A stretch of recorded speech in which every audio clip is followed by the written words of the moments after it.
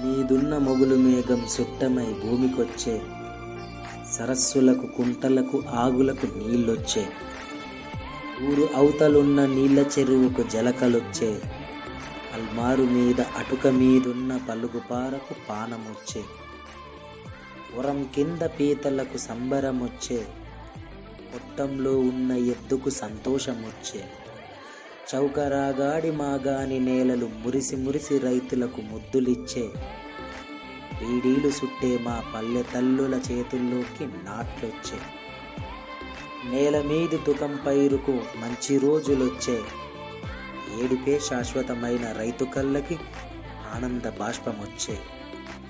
ఒక్క రవాణా రావడం వల్ల ఇన్ని అద్భుతాలు జరిగాయి.